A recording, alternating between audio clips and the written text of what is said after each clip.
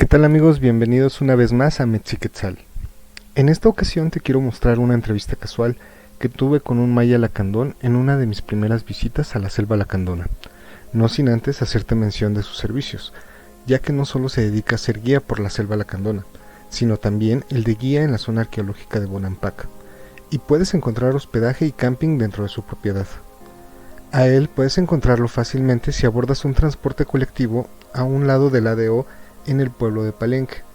El colectivo debe decir Benemérito de las Américas y le solicitas al conductor la bajada en el poblado de San Javier. El nombre del guía es Chambor, pero no te aconsejo que preguntes por él por su nombre, ya que es muy difícil porque es un nombre muy común en el poblado y podrías llegar con otras personas que ni siquiera se dediquen a este servicio. Además, lo puedes buscar en su Facebook personal, que es este. Tampoco te sugiero que le mandes WhatsApp con unas horas previas a tu viaje, ya que la señal de teléfonos móviles o de datos es demasiado escasa en esa zona. Contáctalo con anticipación, quizá un par de días antes de tu visita. Quiero aclarar que esta entrevista fue bajo su consentimiento, y se comenzó como una plática normal después de consumir alimentos que su propia familia se encarga de preparar. Bueno, sin más, te dejo aquí la entrevista. Pues prácticamente fueron guerreros políticos de todas las jerarquías. Incluso las investigaciones que hasta actualmente se ha proporcionado, eso sería quizás la pregunta del millón. ¿Qué pasó? ¿Por qué se fueron? ¿Y dónde están? ¿O por qué? ¿No?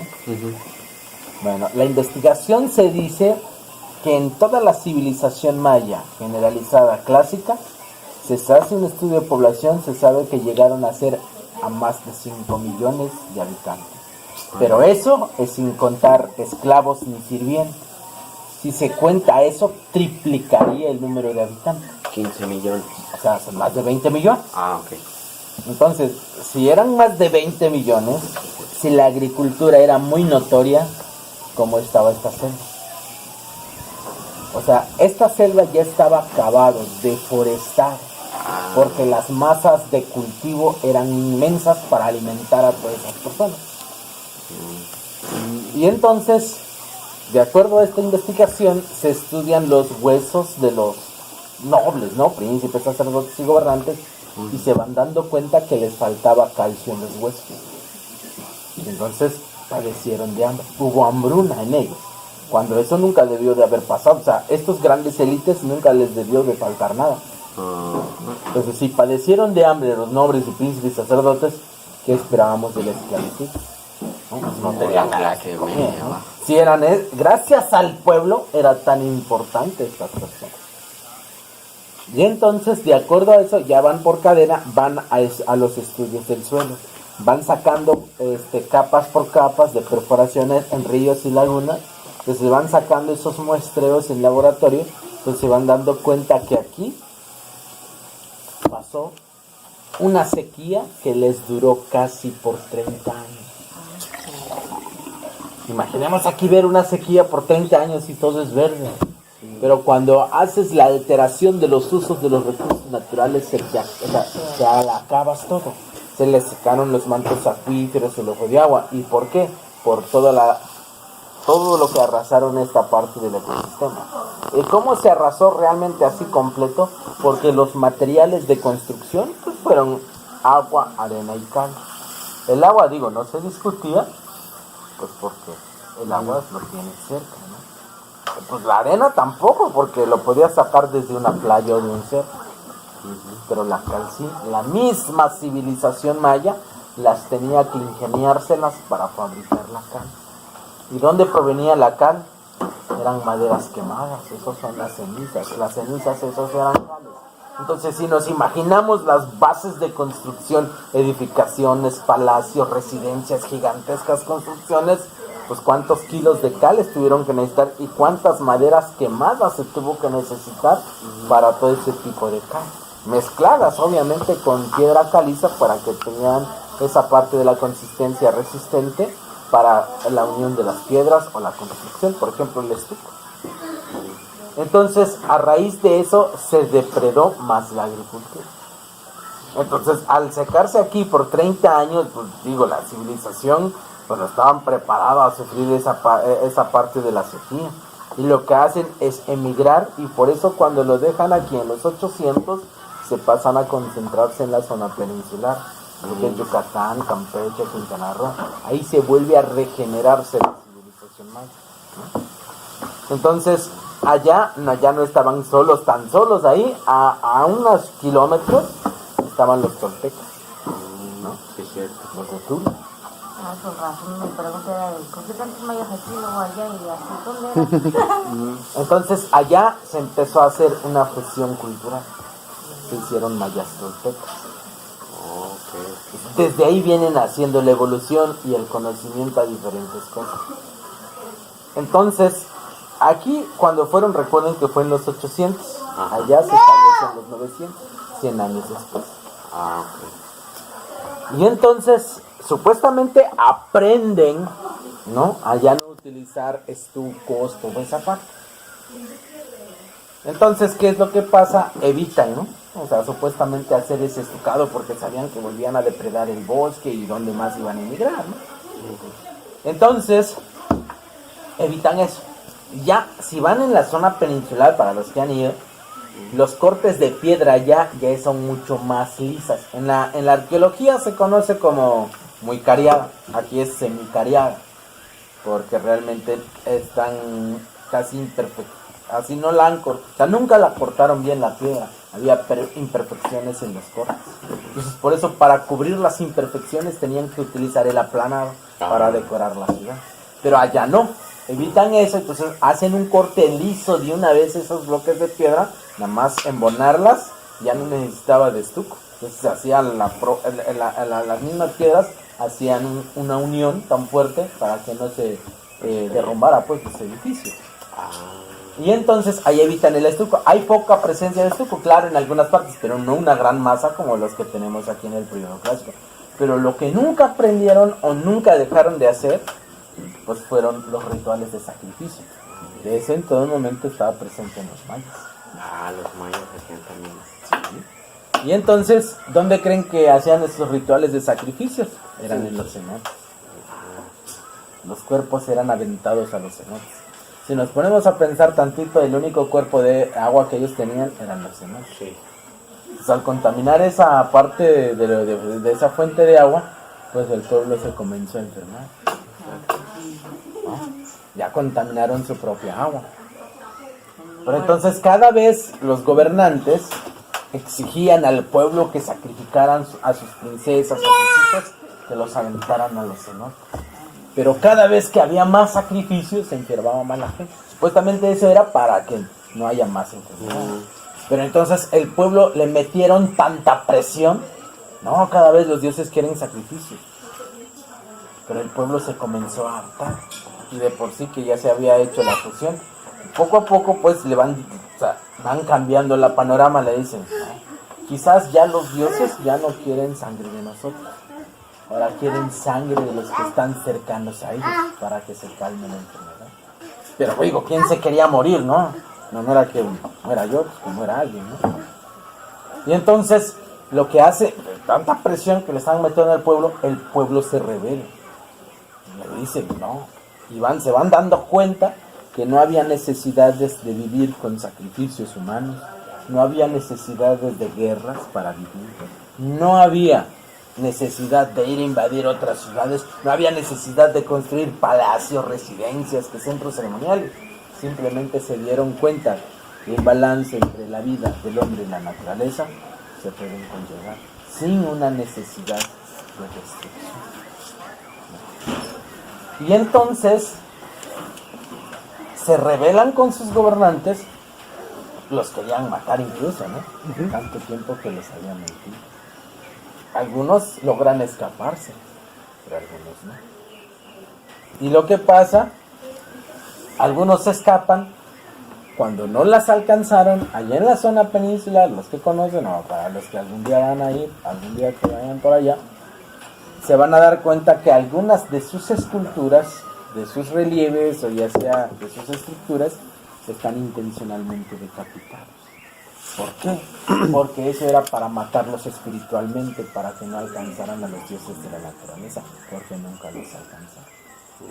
Entonces empezó a darse la evolución ahí, se dan dando cuenta que había un solo personaje que los estaba manipulando a hacer todas esas cosas. Entonces quisieron ser autónomos para que tomaran sus propias decisiones.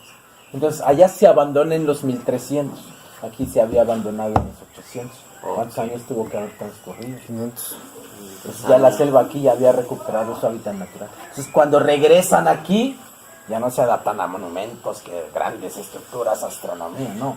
Se dieron cuenta que vivir dignamente bajo una choza de palma es respetar la vida del hombre, y tanto el hombre puede vivir con la naturaleza. De hecho es lo que habla el grabado del fin del mundo que 2012, de Tortuga, ¿no? Del tortuguero.